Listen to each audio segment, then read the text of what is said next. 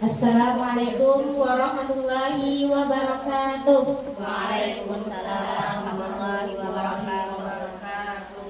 Alhamdulillahirabbil alamin. Wassalatu wassalamu ala asyrafil anbiya'i wal mursalin sayyidina wa maulana Muhammadin wa ala alihi wa sahbihi ajma'in. Amma ba'd.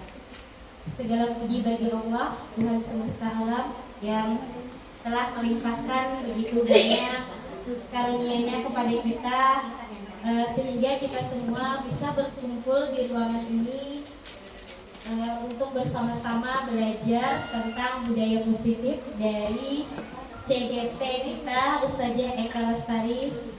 Nanti di sini beliau akan berbagi tentang budaya positif.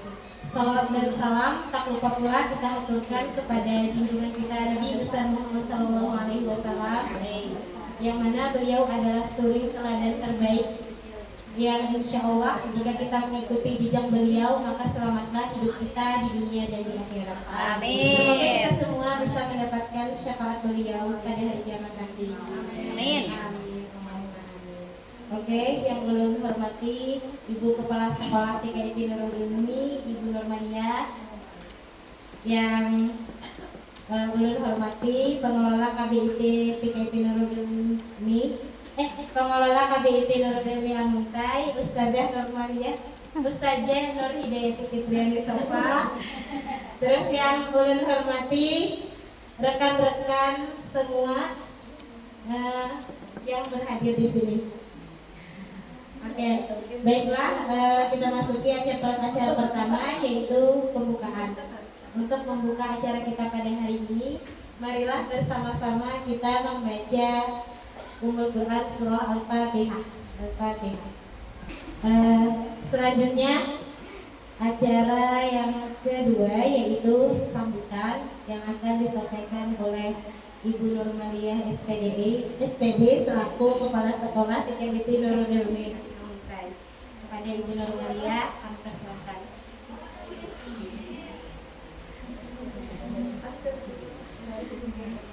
Assalamualaikum warahmatullahi wabarakatuh. Waalaikumsalam warahmatullahi wabarakatuh. Bismillahirrahmanirrahim. Alhamdulillahirabbil alamin. Wassalatu wassalamu ala asyrafil anbiya'i wal mursalin sayyidina wa nabiyyina Muhammadin wa ala alihi wa sahbihi ajma'in. Amma ba'd. Puji syukur kehadirat Allah Subhanahu wa taala yang mana pada hari ini, siang ini kita bisa berkumpul di ruang kelas TKIT Nurul Ilmi dalam rangka acara diseminasi budaya positif oleh CGP Angkatan ke-10. Salawat serta salam tak lupa pula kita aturkan kepada junjungan kita Nabi besar Muhammad SAW dengan iringan salawat Allahumma sholli ala sayyidina Muhammad wa ala alihi wa sahbihi ajma'in. Semoga kita bisa mengikuti apa yang sudah menjadi suri tauladan kita, dan kita bisa sebagai umatnya mengikuti ajaran-ajaran beliau hingga akhir hayat nanti. Dan mudah-mudahan kita juga mendapatkan syafaat dari Rasulullah SAW di yaumil akhir nanti. Amin. Pada hari ini, ulun sangat berterima kasih sekali kepada para CGP, para calon guru penggerak yang ada di TKIT Nurul Ilmi. Ulun selaku Kepala Sekolah TKIT Nurul Ilmi mengucapkan banyak terima kasih atas kesempatannya berbagi di TKIT Nurul Ilmi. Semoga apa yang nanti disampaikan oleh para calon guru penggerak angkatan 10 ini bisa memberikan nilai, memberikan energi positif dan menambah wawasan bagi teman-teman sejawat, teman-teman yang ada di yang sama-sama berprofesi sebagai pendidik. Ya, karena sekilas info lah. Apa yang mereka sampaikan nanti ketika dari para calon guru penggerak itu ada di PMM, platform Merdeka Mengajar. Jadi ketika ulun menilai Bu Henpian itu ternyata sangat besar kaitannya dengan para TGP ini. Contoh penilaian penerapan disiplin positif dan kesepakatan kelas.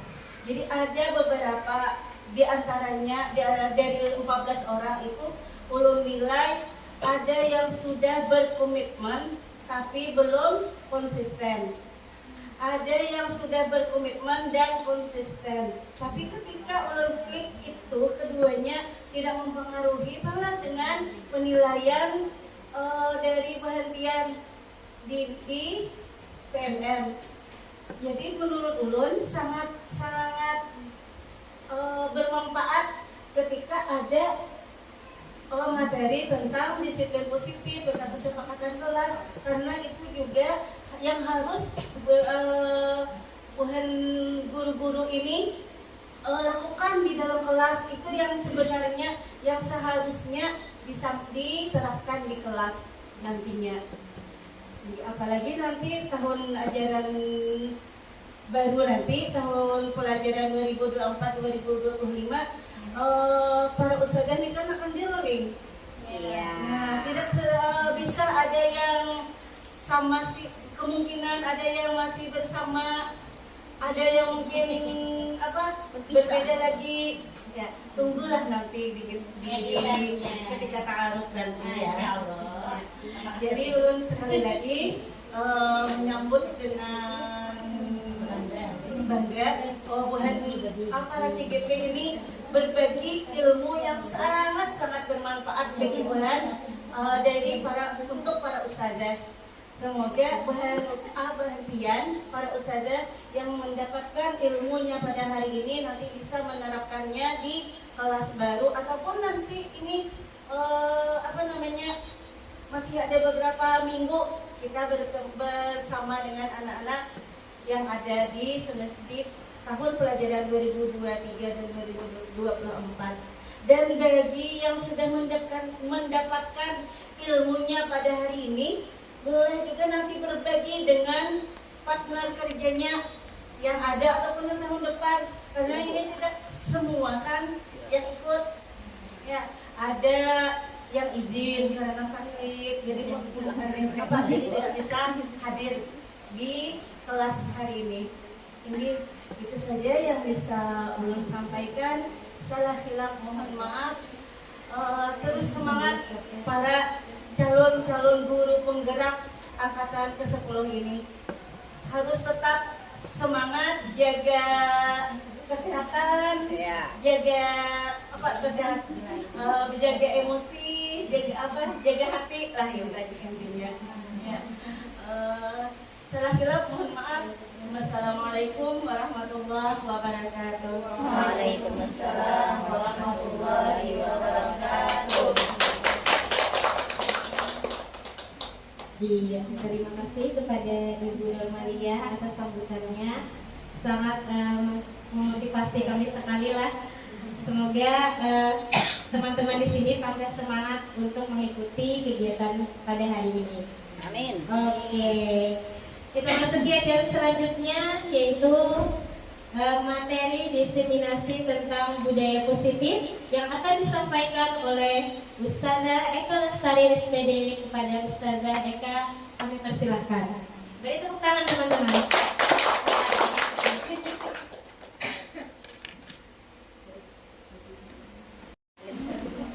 Bismillahirrahmanirrahim. Assalamualaikum warahmatullahi wabarakatuh. Waalaikumsalam warahmatullahi wabarakatuh. Rabbi shrah li sadri wa yassir li amri wahlul 'uqdatam min lisani yafqahu qawli. Alhamdulillahirabbil alamin. Segala puji syukur kehadirat Allah Subhanahu wa taala yang mana berkat limpahan rahmat, taufik dan hidayahnya kita semua pada hari ini dapat berkumpul di acara disiminasi penerapan budaya positif di lingkungan sekolah. Salawat serta salam semoga selalu tercurah kepada junjungan kita Nabi besar Muhammad Shallallahu Alaihi Wasallam. Baiklah, pertama-tama ulun ucapkan terima kasih yang sebesar-besarnya kepada Ustazah Normaliyah SPD selaku Kepala TKIT Nurul Ilmi, juga kepada Ustazah Nur Hidayati Fitriani Sofa SPD selaku pengelola KBIT Nurul Ilmi yang selama ini sangat menyambut baik dan mendukung segala kegiatan kami di program Guru Penggerak Angkatan 10 ini. Terima kasih pula ulun ucapkan kepada teman-teman rekan semua yang sudah rela meluangkan waktunya berkumpul pada hari ini. Mohon maaf, mohon ridho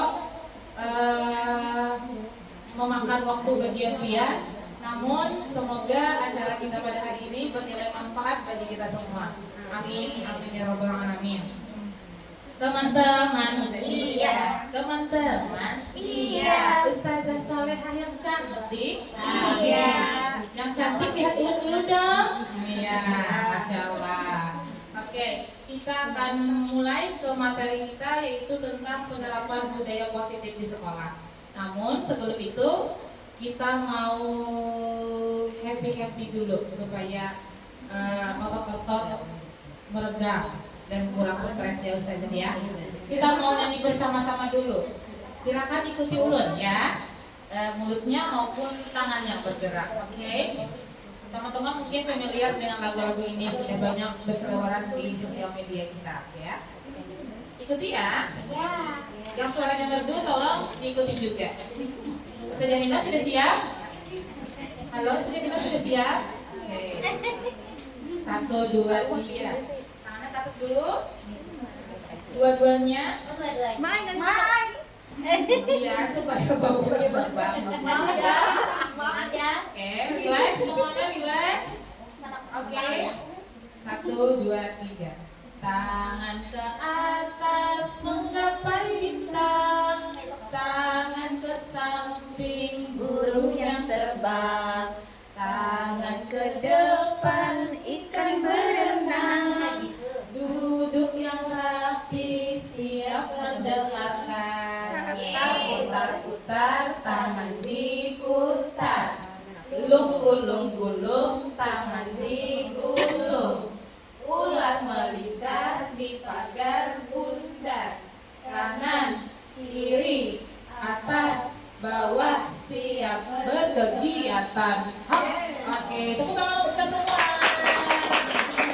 Semoga dengan ice breaking tadi agak lebih rileks kita semuanya. Oke, Ustazah Solehah, Amin. siap untuk menyiapkan wadah sekosong-kosongnya?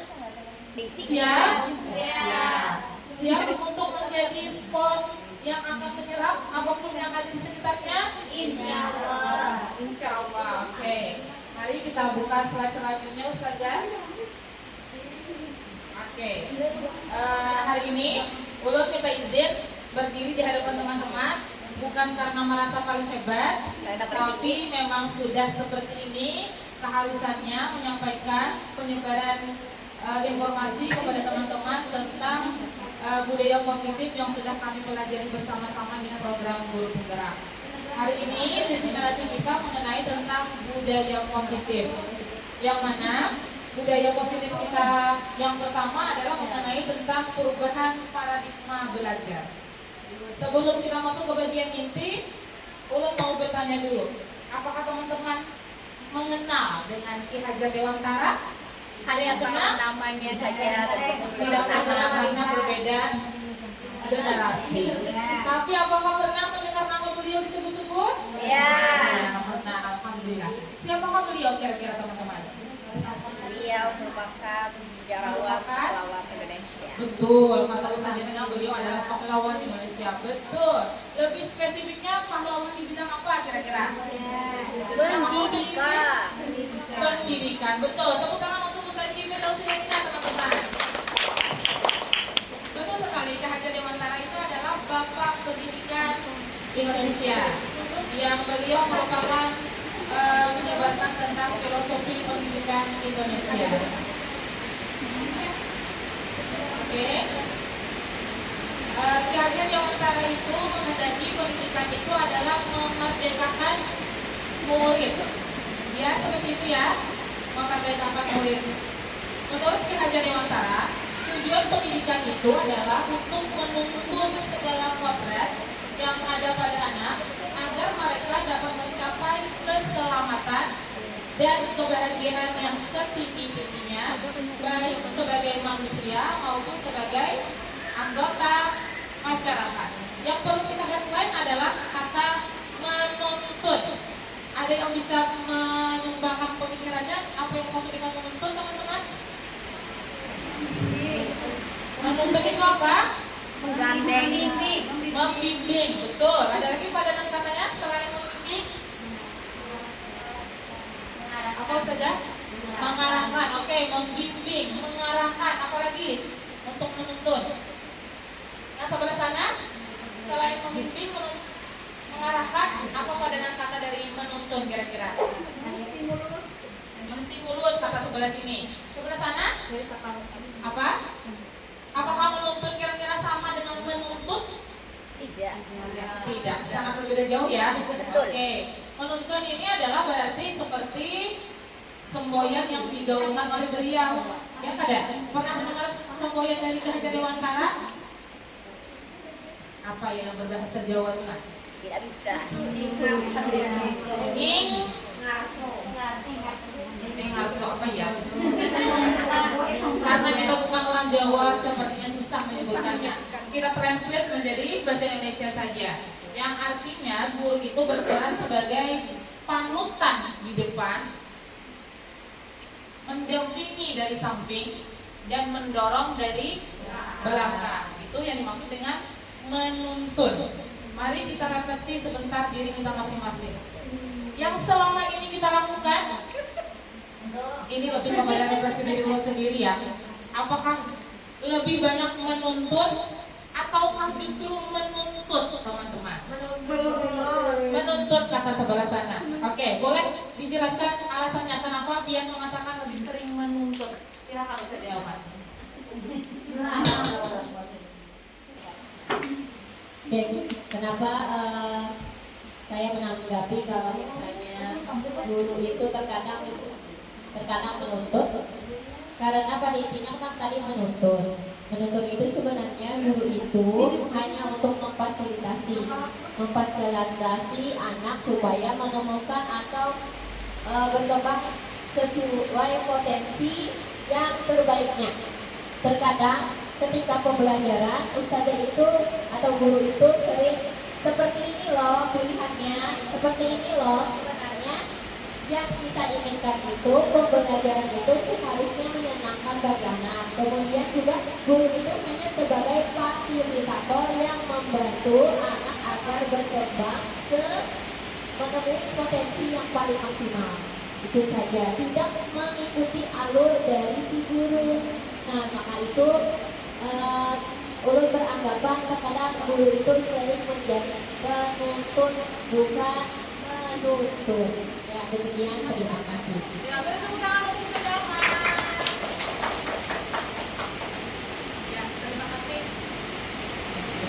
Ya, terima kasih kepada Ustaz Ahmad.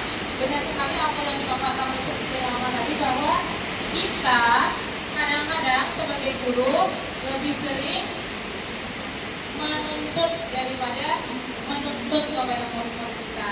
Karena apa ya? Karena kita kadang-kadang sebagai guru itu punya target-target tertentu yang harus dicapai gitu ya. Kita mau lulusan kita harus mencapai target tertentu, kemudian dapat nilai sekian misalnya untuk yang level lanjutan, sehingga kita itu kadang-kadang bilang menuntut mereka, tidak menuntut mereka. Padahal menurut Ki Hajar Dewantara, pembelajaran yang berpihak pada murid itu adalah pembelajaran yang menyenangkan, yang mana tujuan akhirnya adalah untuk mencapai keselamatan dan kebahagiaan. Mari kita ingat lagi, kira-kira ekspresi murid-murid kita itu lebih sering bahagia kah ketika pembelajaran atau ekspresi takut kan kepada kita? Bahagia. Bahagia, Masya Allah. Berarti kelasnya Ustazah Nina ada kelas impian. Tepuk tangan untuk Ustazah Nina. Ya, Masya Allah. Ya, dalam konsep ini pendidik hanya dapat menuntun tumbuh atau hidupnya kekuatan kodrat yang ada pada anak agar dapat memperbaiki lakunya, bukan dasarnya hidup dan tumbuhnya kekuatan kodrat anak. Kalau dalam filosofi Ki Dewantara itu guru biasanya diistilahkan dengan petani. Tahu petani teman-teman? Tahu. Petani bekerjanya di mana? Di sawah atau di ladang. Jadi guru itu diumpamakan seperti petani, sekolah atau kelas itu diumpamakan seperti ladang atau sawah. Kira-kira mari kita ilustrasikan bersama-sama. Apakah ada petani yang membeda-bedakan bibitnya? Tidak. Misal bibit dari alabio didahulukan ditanam daripada bibit yang dari aluntai. Apakah ada petani yang seperti itu kira-kira? Tidak ada. Apakah petani membeda-bedakan antara bibit yang mahal dengan bibit yang murah? Paling nggak ada. Ada enggak materialistis seperti itu petaninya? Ada tidak ada? Jadi kenapa saya menanggapi kalau misalnya guru itu terkadang menuntut, karena pada intinya kan tadi menuntut itu sebenarnya guru itu hanya untuk memfasilitasi anak supaya menemukan atau berkembang sesuai potensi yang terbaiknya. Terkadang ketika pembelajaran ustazah itu atau guru itu sering seperti ini loh pilihannya, seperti ini loh sebenarnya yang kita inginkan itu pembelajaran itu seharusnya menyenangkan bagi anak. Kemudian juga guru itu hanya sebagai fasilitator yang membantu anak agar berkembang menemui potensi yang paling maksimal. Itu saja, tidak mengikuti alur dari si guru. Nah, maka itu ulun beranggapan terkadang guru itu sering menjadi penuntut bukan menuntut. Ya, demikian, terima kasih. Ya, beri tepuk tangan untuk bersama. Ya, terima kasih. Ya, terima kasih kepada Ustazah Emma. Benar sekali apa yang dipaparkan itu tadi bahwa kita kadang-kadang sebagai guru lebih sering menuntut daripada menuntut kepada murid-murid kita. Karena apa ya? Karena kita kadang-kadang sebagai guru itu punya target-target tertentu yang harus dicapai gitu ya. Kita mau lulusan kita harus mencapai target tertentu, kemudian dapat nilai sekian misalnya untuk yang level lanjutan, sehingga kita itu kadang-kadang bilang menuntut mereka, tidak menuntut mereka. Padahal menurut Ki Dewantara, pembelajaran yang berpihak pada murid itu adalah pembelajaran yang menyenangkan, yang mana tujuan akhirnya adalah untuk mencapai keselamatan dan kebahagiaan. Mari kita ingat lagi, kira-kira ekspresi murid-murid kita itu lebih sering bahagiakah ketika pembelajaran atau ekspresi takut kan kepada kita? Bahagia. Bahagia, Masya Allah. Berarti kelasnya Ustazah Nina ada kelas impian. Tepuk tangan untuk Ustazah Nina. Ya, Masya Allah. Ya, dalam konsep ini pendidik hanya dapat menuntun tumbuh atau hidupnya kekuatan kodrat yang ada pada anak agar dapat memperbaiki lakunya, bukan dasarnya hidup dan tumbuhnya kekuatan kodrat anak. Kalau dalam filosofi Ki Dewantara itu guru biasanya diistilahkan dengan petani. Tahu petani teman-teman? Tahu. Petani bekerjanya di mana? Di sawah atau di ladang. Jadi guru itu diumpamakan seperti petani, sekolah atau kelas itu diumpamakan seperti ladang atau sawah. Kira-kira mari kita ilustrasikan bersama-sama. Apakah ada petani yang membeda-bedakan bibitnya? Tidak. Misal bibit dari alabio didahulukan ditanam daripada bibit yang dari aluntai. Apakah ada petani yang seperti itu kira-kira? Tidak ada. Apakah petani membeda-bedakan antara bibit yang mahal dengan bibit yang murah? Ada enggak materialistis seperti itu petaninya? Ada tidak ada?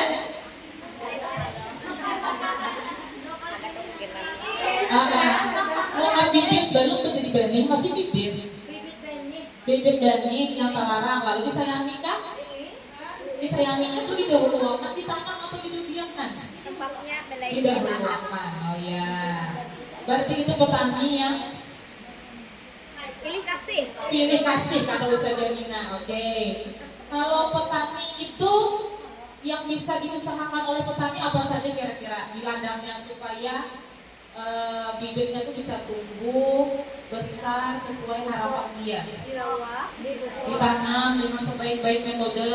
Kemudian dikasih pupuk, apalagi air. Iya, saluran air harus mencukupi. Kemudian supaya tumbuh harus kena sinar apa? Jadi harus dipastikan tanamannya harus terkena sinar matahari dengan cukup. Kemudian pembuangan air, drainasenya juga dipastikan lancar gitu ya. Apakah kita juga seperti itu harusnya menjadi guru? Ya.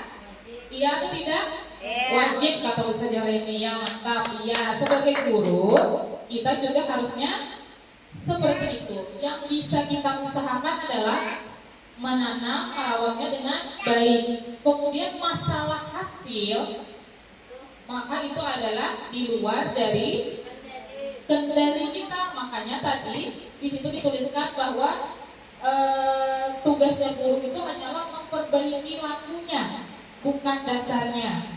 Jadi anak itu dibiarkan berkembang, tumbuh dan berkembang sesuai dengan kodratnya, kodrat alam maupun kodrat zaman. Jadi guru itu sebenarnya tidak bisa mempunyai waktu intervensi yang lebih terhadap muridnya, gitu ya. Lanjut, next Ustazah. Oke, lanjut. Apa yang Anda ketahui tentang disiplin positif? Ada dua kata, ada disiplin, ada positif. Ada yang mau menyumbangkan pemikirannya? Apa yang dimaksud dengan disiplin positif? Mengingatkan akan kebaikan. Silakan Ustaz Janina. Mengingatkan akan kebaikan. Oke, menurut Ustaz Janina disiplin positif adalah mengingatkan tentang kebaikan. Oke, setuju teman-teman? Ada pendapat lain? Dipersilakan. Mira, menurut Pian, disiplin positif itu apa? Pak Aimi? Oke, dipersilakan. Apa menurut Pian? Kalau mendengar kata disiplin, lebih mengarah kemana kira-kira? Peraturan. Oke, ada lagi?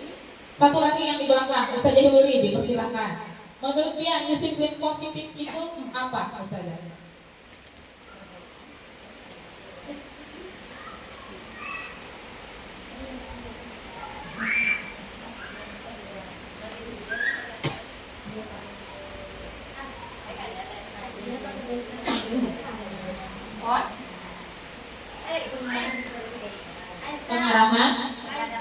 Pengarahan ke arah yang lebih baik, begitu maksudnya. Oke, kita cek Ustazah slide berikutnya. Apa yang dimaksud dengan disiplin positif? Disiplin positif adalah cara menerapkan pendisiplinan yang bertujuan untuk menumbuhkan kesadaran serta memberdayakan anak untuk mandiri.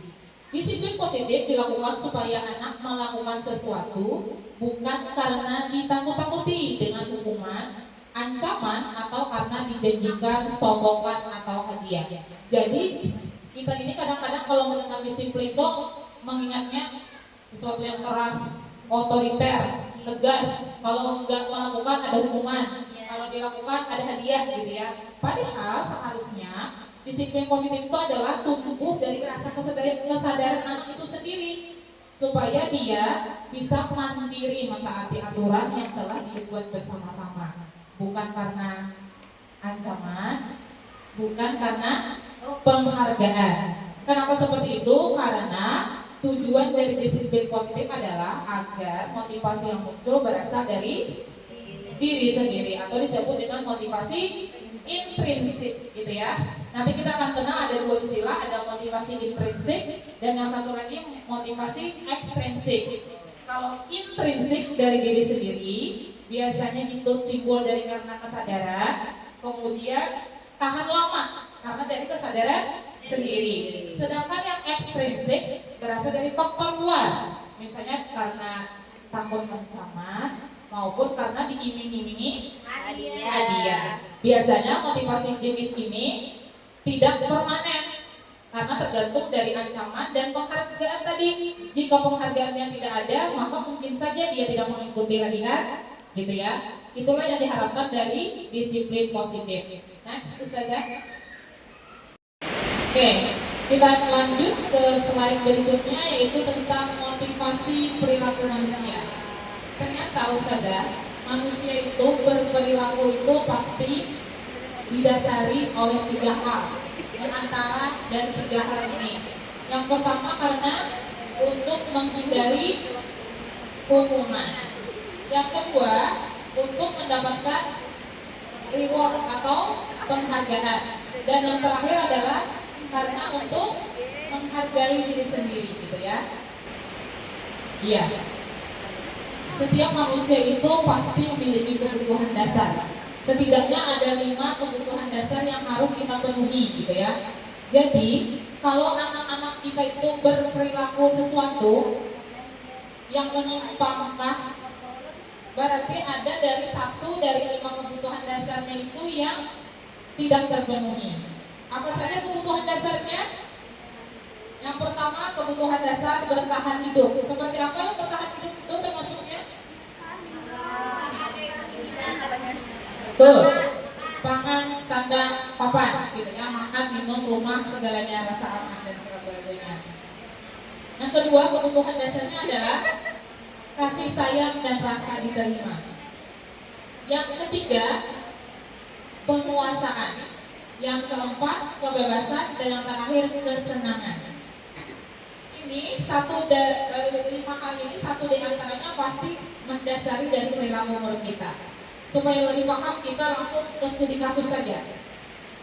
Misalnya ada anak yang sok jagoan di kelas kita. Kira-kira kebutuhan dasar apa yang tidak dia penuhi sehingga dia melakukan itu? Kasih sayang dan rasa diterima. Ya, apa saja? Kasih sayang dan rasa. Kasih sayang mungkin saja. Apalagi? Penguasaan ya. Apalagi? Kesenangan. Kebebasan, terbiasa dikekang. Lalu di kelas sok jagoan. Ya, karena merasa merdeka di kelas. Ada lagi? Kesenangan ya juga. Karena merasa senang kalau orang lain menderita. Biasanya di rumah dia yang jadi korban, ya kan? Jadi di sekolahan jadi melampiaskan. Kalau bertahan hidupnya, kira-kira mungkinkah juga? Ada kemungkinan kecil ya. Apakah termasuk untuk kasusnya tadi? Yang sok jagoan tadi? Kecil. Bisa juga saja tantrum karena lapar. Sok jagoan. Pagi tadi adiknya kalau makan pinjer beca-beca ke sekolahan. Ya, anak ada makan, lalu sok jagoan di kelas tantrum berlapar. Mungkin saja kan? Itu cuma asumsi kita, tapi bisa kita cross check kebenarannya jika kita nanti melakukan langkah restitusi nanti. Tapi itu kita bahas ya. Jadi ada 5 kebutuhan dasar manusia yang harus kita perhatikan betul-betul. Kita tidak bisa menuntut anak-anak kita untuk mengikuti atau mentaati keyakinan kelas jika kelima kebutuhan dasar ini belum terpenuhi. Karena kan tujuan dari Ki Hajar Dewantara tadi pendidikan itu mencapai keselamatan dan kebahagiaan. Jika tidak selamat dan tidak bahagia, maka itu tidak bisa disebut dengan pendidikan, tapi lebih kepada penjajahan kalau sekarang ini. Ya betul juga. Ya, lanjut next Ustazah. Oke, karena anak-anak kita tadi mungkin saja berperilaku tertentu, maka sebagai guru kita harus mempunyai posisi kontrol yang tepat sesuai dengan kondisi, sesuai dengan kasus yang terjadi pada saat itu. Posisi kontrol yang pertama adalah sebagai penghukum. Ada yang pernah di sini menghukum muridnya? Ya. Baik fisik, Mental. verbal, tatapan, atau sebagainya, ekspresi yang sangat menakutkan. Ada yang pernah di sini? Pernah, masya Allah, jujur sekali. Tepuk tangan untuk kejujuran kita semua. Ya. Insya Allah kejujuran awal dari perbaikan. Ya kan ya? Ya. Lanjut yang kedua, membuat rasa bersalah. Ayo, siapa yang di sini juga pernah melakukannya? Saya. Contohnya gimana ya? Oh, membandingkan. Oh, lalunya rasa bersalah kemudian coba Ustaz ini ceritakan gimana? Buat bersalah kepada murid kita, posisi kontrolnya. Dipersilahkan.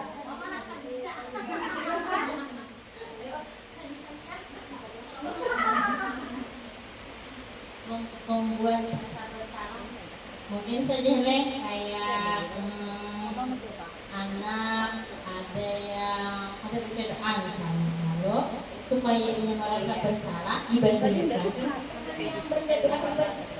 Seperti apa kalimatnya?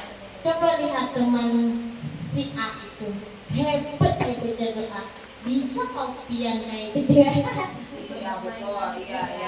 Betul. Terima kasih tepuk tangan untuk sekali. Ya betul sekali. Dan ulun jujur pun pernah melakukannya seperti itu gitu ya. Karena kita juga sebagai guru tuh memiliki keterbatasan saja ya. Dalam suatu waktu kita tuh harus memutuskan banyak keputusan. Yang kadang-kadang keputusan itu akhirnya salah kita lakukan gitu ya. Keputusan yang tepat, yang cepat akhirnya salah gitu ya. Iya, gitu. Iya. Lanjut posisi kontrol yang ketiga sebagai teman. Oke. Ayo, ini sepertinya ustazah yang muda-muda yang sering memposisikan diri sebagai teman. Oke. Jadi kata Ustaz Ipit kalau posisi kontrol kita sebagai teman, kita itu kayak bicara ke murid itu kayak lebih friendly gitu, lebih ramah, akrab gitu. Kalau murid melakukan kesalahan dibilangnya oh wajar, manusiawi. Tidak boleh juga dibenarkan kalau seperti tadi karena yang salah tetap salah tapi sebagai manusia wajar jika sesekali berbuat kesalahan itu maksudnya kan saja iya bisa ditangkap poinnya. Lanjut ke posisi kontrol pemantau sebagai apa ini sepertinya kira-kira kalau pemantau ini posisi pemantau ini biasanya lebih sering menerapkan adanya konsekuensi gitu ya. Konsekuensi jelas berbeda dengan hukuman, ya kan? Apa bedanya teman-teman antara hukuman dengan konsekuensi? Kira-kira? Hukuman itu lebih berkeras atau sedangkan konsekuensi akibat dari perbuatan. Jadi ada sebab akibat. Contoh, jika anak terlambat ke sekolah, biasanya kalau ke sekolah SMP, SMA itu kan biasanya kita sering dapati hukumannya berkeliling lapangan. Apakah itu adalah akibat dari sebuah sebab? Apakah ada relevansinya antara datang terlambat dengan lari keliling lapangan? Tidak ada. Berarti apakah itu hukuman atau konsekuensi? Hukuman, ya. Nah, kawan-kawan, kalau kita memposisikan diri sebagai pemantau ini, dia itu lebih sering menerapkan konsekuensi. Misalnya ada anak yang menarik baju temannya sehingga kancingnya tidak sengaja copot. Maka konsekuensi dari perbuatan tersebut adalah apakah kita ganti kepada orang tuanya? Tidak, karena bukan orang tuanya yang melepas kancingnya. Konsekuensi yang tepat adalah apa kira-kira? Minta maaf tentu saja. Langkah konkretnya selain minta maaf supaya ada solusi dari perbuatan salahnya. Karena dia setelah mengakibatkan kancingnya copot, maka bentuk solusi tanggung jawabnya adalah mencoba memperbaikinya kata Ustaz Ibet. Berikan plus untuk Ustaz Ibet ya. Tapi Ustaznya anaknya TK, kayak apa caranya membaiki kancing baru? Sedangkan menutup tempat minum aja masih dibantu. Kira-kira ada yang bisa menyumbangkan pendapatnya kira-kira Ustazah? Kira-kira apa ya? Tes. Oh, minta tolong kepada ustazah. Berarti ustazah yang bertanggung jawab. Kan merasa dirinya kada bisa loh, jadi itu kayak caranya supaya tetap bertanggung jawab gitu kan. Dengan cara Minta tolong, kalau saja minta tolong janjinya kaca atau di kemai kan kayak itu kan. dikimaiakan yang lepas tadi. Oke. Di kemah itu orang dikancing sama. Oke. Dicok bajui untuk sementara waktu. Oke, bagi plus untuk Ustazah Rizkia ya. Itu juga merupakan sebuah solusi. Tapi apakah solusi itu permanen? Dicok bajui, baju kancingnya copot tadi. Apakah itu bentuk solusi yang tepat? Tepat, tapi ada yang lebih tepat. Kira-kira ada yang mau menyumbangkan pendapatnya yang lebih tepat? Temannya tadi kada sengaja menarik baju temannya yang lain, kancingnya lalu jatuh copot. Bentuk solusinya adalah sebagai bentuk konsekuensi adalah sedikit lagi tambahi dari Rizkia tadi. Kira-kira apa ya? Ada yang mau menyumbangkan pendapatnya bagian sana? Ulum dari tadi ingin dengar suara Ustazah Asia. Kita beri tepuk tangan dulu untuk Ustazah Asia, teman-teman. Ya, menurut Ustazah Asia, solusi yang tepat adalah silakan monggo.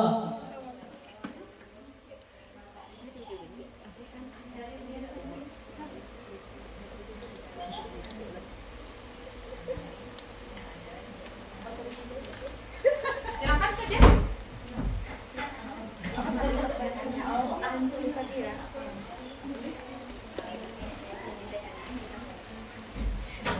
Jadi kalau dari Ustazah Rizka tadi kan minta tolong Ustazah ya untuk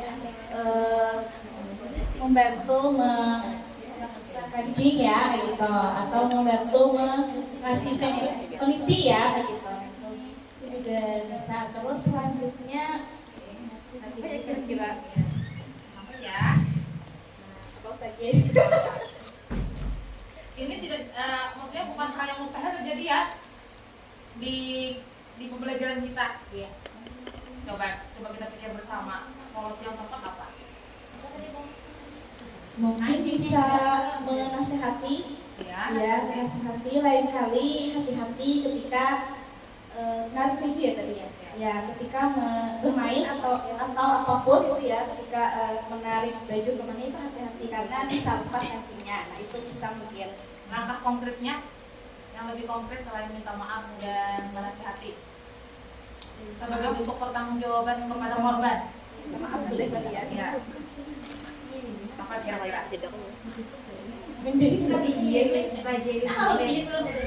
mencarikan baju ganti mungkin ya. Karena kan tadi lepas kan ini kita carikan membantu anak yang tadi itu membantu mencarikan baju ganti untuk temannya. Oh iya. Tepuk tangan dulu guys. Ya, itu juga salah satu dari bentuk pertanggungjawaban, solusi konkret atas perbuatan dia. Jadi setiap perbuatan pasti ada konsekuensinya gitu ya. Itu biasanya kalau kita memposisikan diri sebagai pemantau.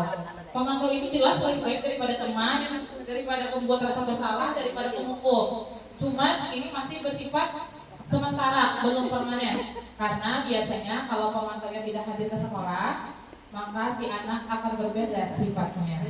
Misal, Ustazah ini biasanya menempatkan diri sebagai pemantau. Ketika ada Ustazah ini kelas tertib, tenang, Masya Allah, supervisi aja nilainya bagus benar. Wah, Masya Allah. Sekalinya Ustazah ini kadang turun, camuk. Bezikiran orang Masya Allah hebat bezikiran. Ada hikmahnya juga karena kondisi tertentu jadinya bezikiran dulunya gitu ya.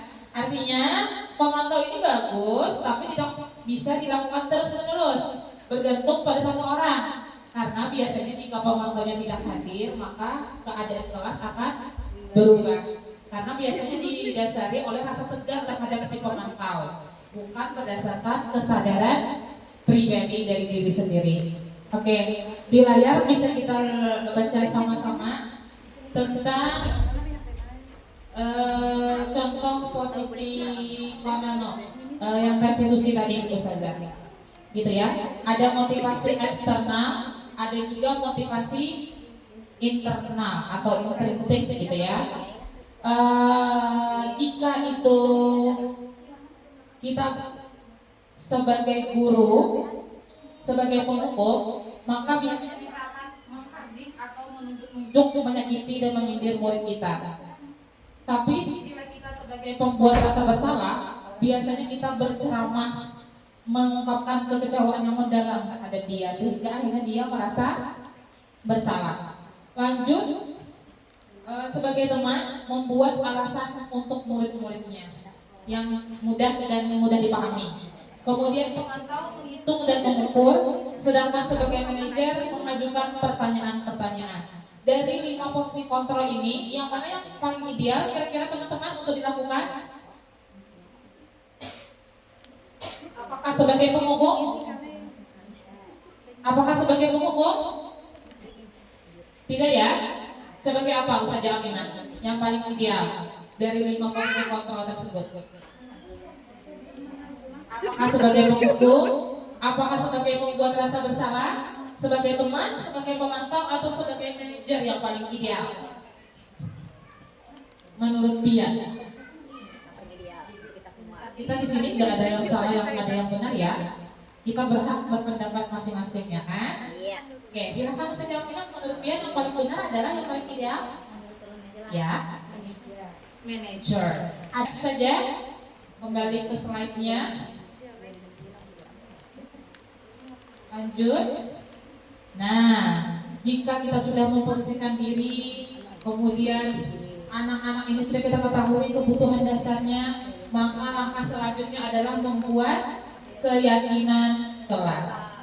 Ada yang tahu keyakinan kelas apa bedanya dengan aturan? Silahkan Ustazah Bestia, apa bedanya keyakinan dengan aturan? Aturan itu berkira bersifat negatif, kalau keyakinan bersifat positif. Ya. Tepuk tangan untuk Ustazah Bestia. Ya. Itu salah satu perbedaan antara aturan dengan keyakinan. Keyakinan kelas merupakan nilai-nilai kebajikan yang sifatnya universal, yang disepakati bersama secara universal, lepas dari latar belakang suku, negara, bahasa maupun agama. Keyakinan akan lebih memotivasi seseorang dari dalam atau memotivasi secara apa tadi? Ekstrinsik atau intrinsik? Iya betul, secara intrinsik. Seseorang akan lebih bergerak dan tergerak, juga bersemangat untuk menjalankan keyakinannya daripada hanya sekedar mengikuti serangkaian peraturan. Jadi lebih gampangnya Ustazah, kalau aturan itu sifatnya kan memaksa, iya tidak? Sedangkan keyakinan kelas karena dibuat bersama-sama, maka timbul dari kesadaran dan kemudian akan ditaati secara bersama-sama. Next, Ustazah. Ciri-ciri keyakinan kelas. Yang pertama berupa pernyataan yang universal. Artinya universal adalah bersifat umum atau khusus? Umum, betul. Kemudian berbentuk kalimat positif. Berarti apakah boleh menggunakan kata jangan, tidak, bukan? Tidak. Apa alasannya kenapa tidak boleh menggunakan kalimat negatif kira-kira? Oke, itu bukan kalimat positif. Karena kalimat negatif tidak akan dipakai anak. Betul, cocok Ustazah Yuli. Tepuk tangan untuk Ustazah Yuli. Ya. Karena bagi anak kalimat negatif itu justru kalimat negatifnya akan terhapus, kata selanjutnya yang akan terekam di memorinya. Misalnya, jangan bayangkan gadget. Secara otomatis otak kita akan membayangkan gadget. Jangan buka website itu. Kira-kira penasaran enggak? Penasaran dong? Kira-kira di website itu ada apa sih? Iya kan? Nah, berarti harus menggunakan kalimat positif. Tadi misalkan jangan datang ke sekolah terlambat. Bisa diganti menjadi positifnya gimana teman-teman? Datang tepat waktu. Iya betul, datanglah tepat waktu. Lanjut yang ketiga, melibatkan semua warga kelas. Jadi keyakinan kelas itu bukan dibuat oleh guru saja, tapi hasil dari berdiskusi bersama seluruh warga kelasnya. Yang keempat dilakukan melalui curah pendapat. Karena didiskusikan di seluruh warga kelas, maka ada curah pendapatnya. Masing-masing anak boleh dipersilakan untuk mencurahkan pendapatnya. Kira-kira keyakinan kelas yang kalian mau apa? Misalnya ditulis di kertas kecil, kemudian dikumpulkan. Nanti yang terkumpul itu boleh difilter kembali. Yang mana kira-kira pantas untuk menjadi keyakinan kelas, yang mana tidak. Kemudian diulas, kemudian disepakati bersama menjadi keyakinan kelas. Dan terakhir ditinjau secara berkala. Jadi keyakinan kelas ini disarankan sedikit-sedikit aja teman-teman. Misalnya awal tahun ajaran baru 3 dulu. Kemudian ditinjau secara berkala 3 bulan ke depan misalnya. Jika 3 keyakinan kelas itu sudah dilakukan dengan baik, maka boleh diganti dengan keyakinan kelas lainnya gitu. Jadi step by step, perlahan-lahan. Kada boleh terlalu banyak, jangan juga terlalu lama nggak diganti-ganti gitu ya. Kalau sudah tercapai boleh diganti dengan keyakinan kelas yang baru. Oke, next saja. Oke. Tadi sifatnya universal dan lain-lain. Ini contoh nyatanya usaha tentang keyakinan kelas. Cukup katakan hormat.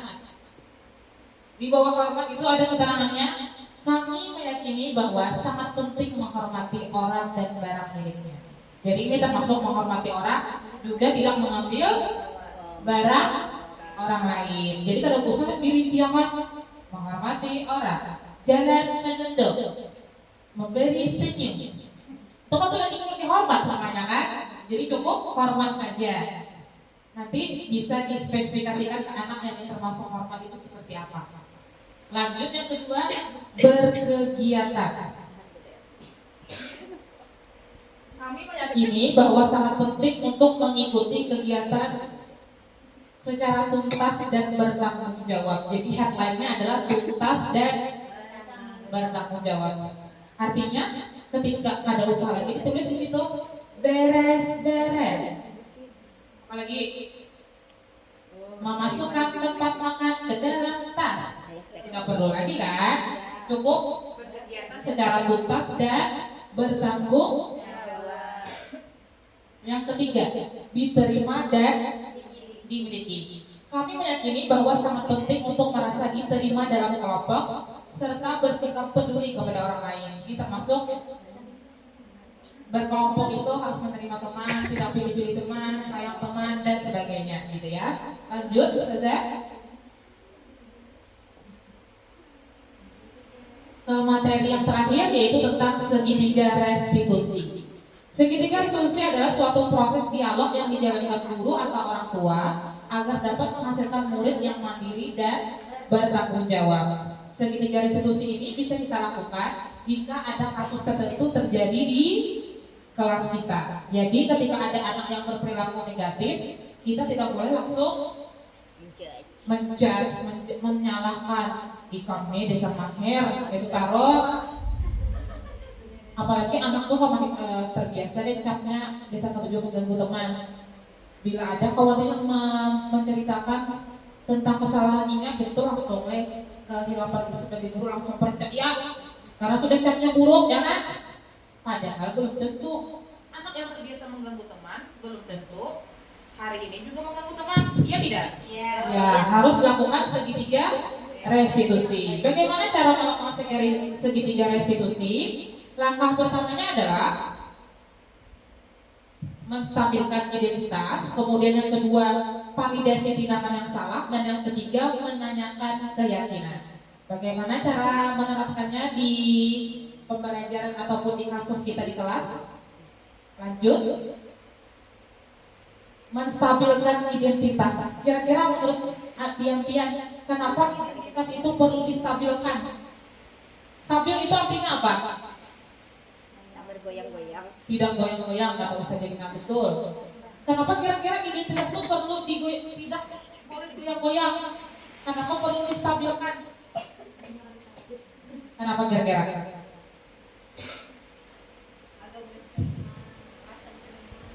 Karena orang yang berbuat salah itu pasti sedikit banyak merasa bersalah.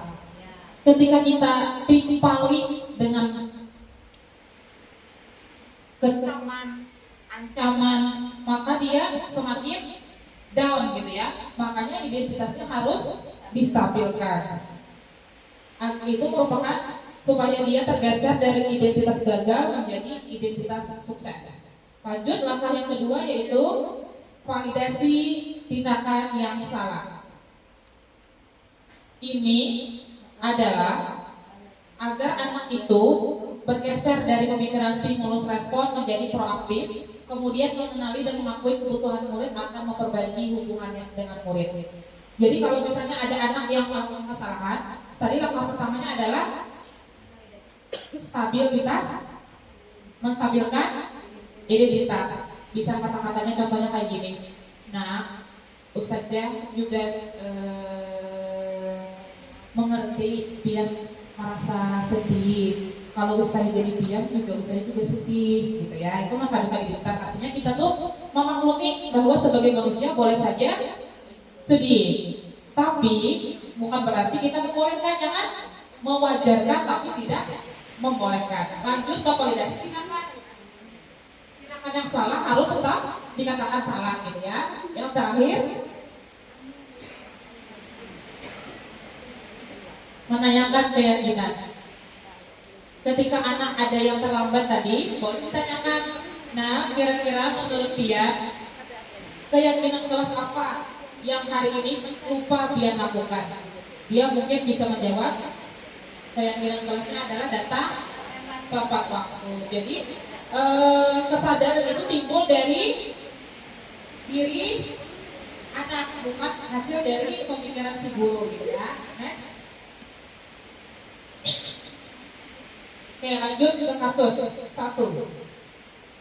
Murid datang terlambat ke sekolah saat guru bersama murid sedang melakukan berdoa pagi. Ada salah satu murid perempuan yang baru saja datang dengan raut wajah kurang bersemangat. Oke, mari kita simak videonya. Nanti Tuhan biar kita tolong dicarikan kata-katanya yang stabilitas identitas yang mana, validasi yang mana, menanyakan keyakinan yang mana. Silakan ditonton. Silakan.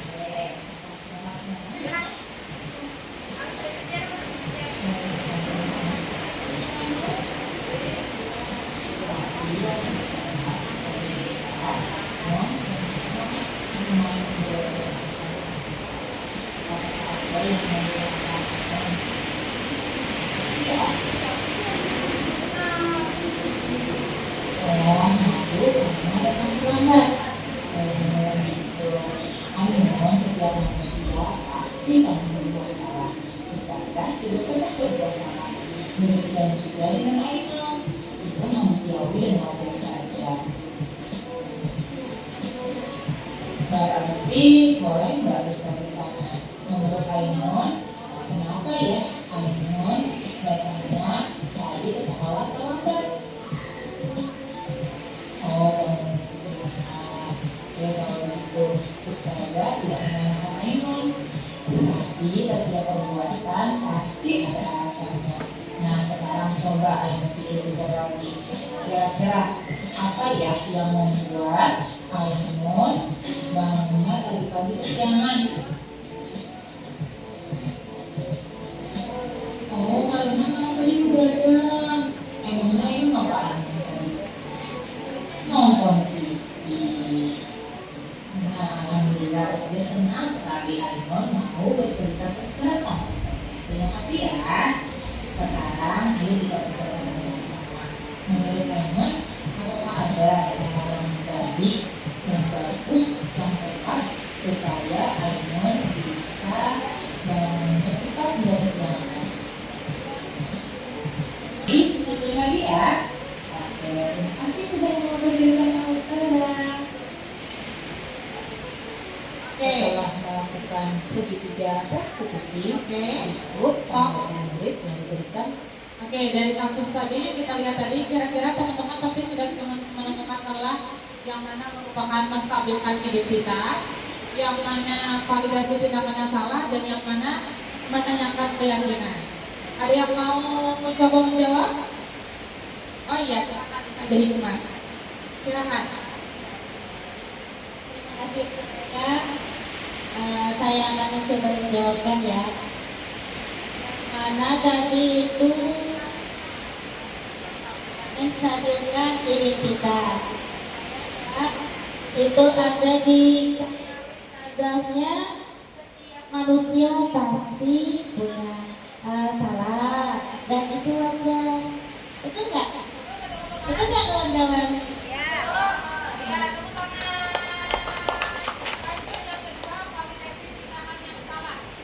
Oh iya, validasinya yaitu kata-kata dari Ustazah, tapi setiap perbuatan itu pasti ada alasannya, iya kan? Iya, kami tahu penyebab kamu bangun terlambat.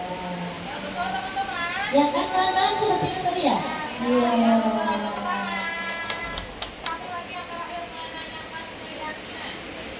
Menurutmu keyakinan kelas kita yang mana ya? Yang sudah dilakukan oleh Aiman tadi. Yang tidak dilakukan Aiman tadi. Seperti itu menurut saya ya. Tepuk tangan untuk ya. Dari kasus yang pertama tadi ada sudah termasuk menstabilkan identitas, validasi tindakan yang salah, dan yang terakhir menanyakan keyakinan. Jadi murid itu diarahkan untuk menemukan sendiri kesalahan yang dia buat apa, kemudian solusinya seperti apa gitu ya. Oke, next Ustazah.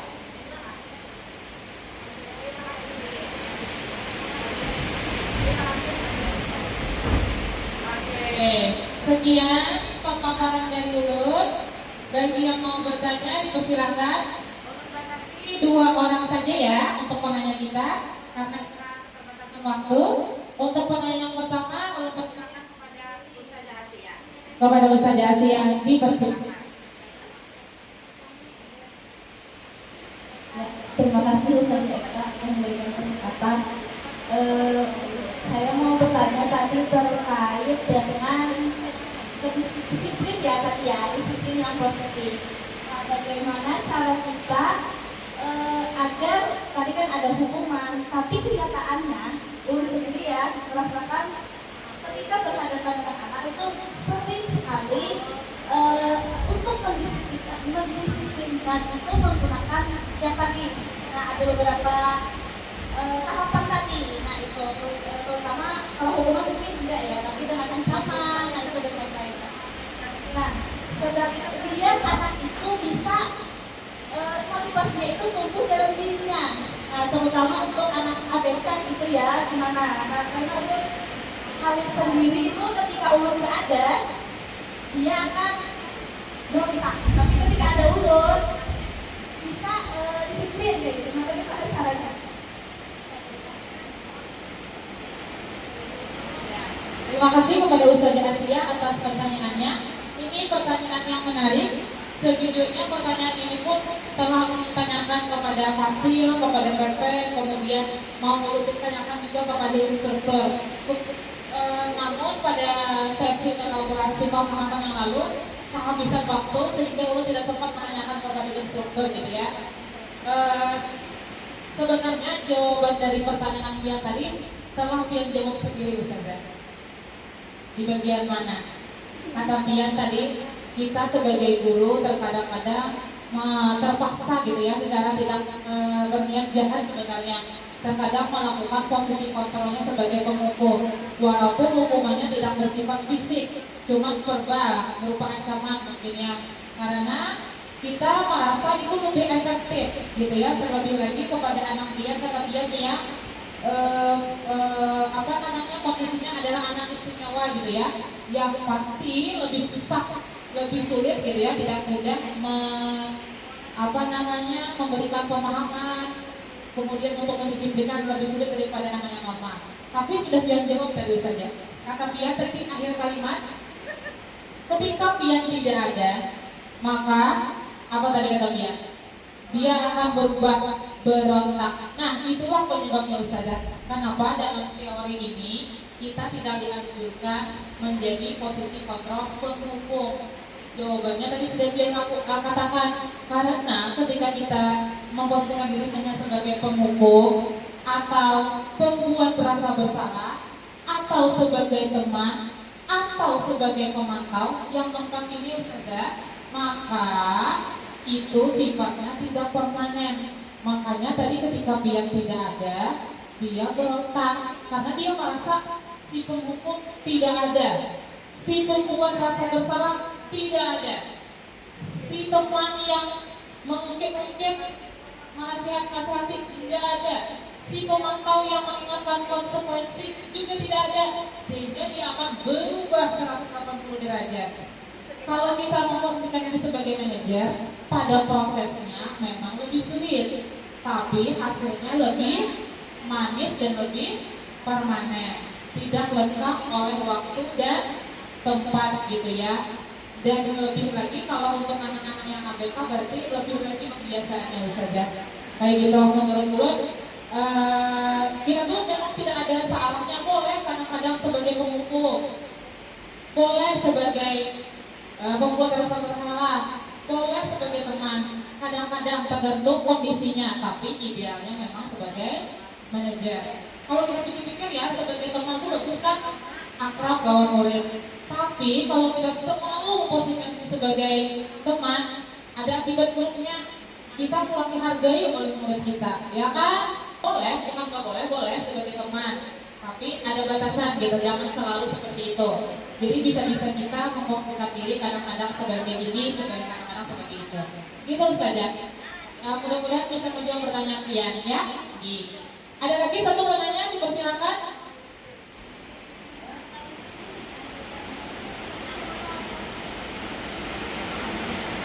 Mengenai kelas kan di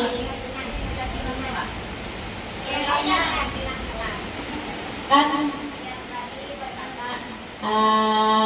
yang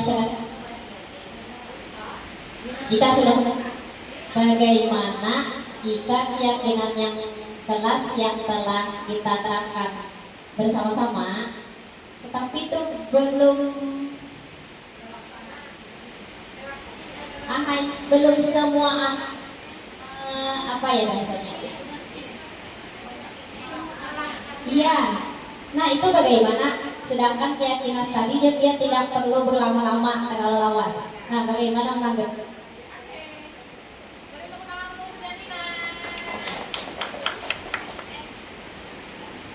Ya betul sekali. Tadi ulun mengatakan keyakinan kelas itu tidak perlu berlama-lama, tapi ada kalimat yang menyambungnya Ustazah Dina.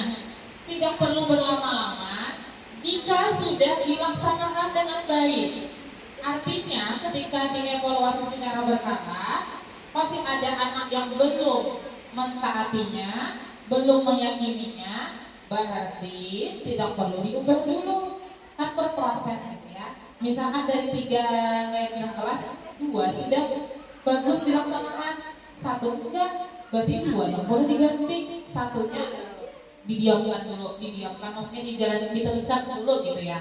Gitu maksudnya Ustazah Rina. Jadi tidak mesti juga menunggu semester digantikan, boleh per 3 bulan, boleh juga bulan selanjutnya, boleh tergantung dari keberhasilannya. Gitu Ustazah. Kira-kira bisa menjawab pertanyaan Pian tadi ini? Iya, alhamdulillah. Oke, alhamdulillah. Kalau gitu, ulun sudahi sesi tanya jawab kita. Ulun kembalikan kepada saudari MC. Akhir kata, wassalamualaikum warahmatullahi wabarakatuh. Masya Allah, luar biasa sekali. Sekali lagi kita beri tepuk tangan untuk Ustazah Eka yang telah memberikan pemahaman kepada kita tentang budaya positif di sekolah. Semoga kita semua bisa menerapkan dan semoga teman-teman tambah cerah, tambah mengetahui, tambah dalam lagi ilmunya sehingga bermanfaat untuk diterapkan di kelas masing-masing dan di sekolah kita. Oke, acara selanjutnya yaitu penutup. Untuk menutup acara kita pada hari ini, marilah bersama-sama kita membaca hamdalah. Ulun selaku pembawa acara memohon maaf apabila ada salah kata. Wabillahi taufiq wal hidayah. Wassalamualaikum warahmatullahi wabarakatuh.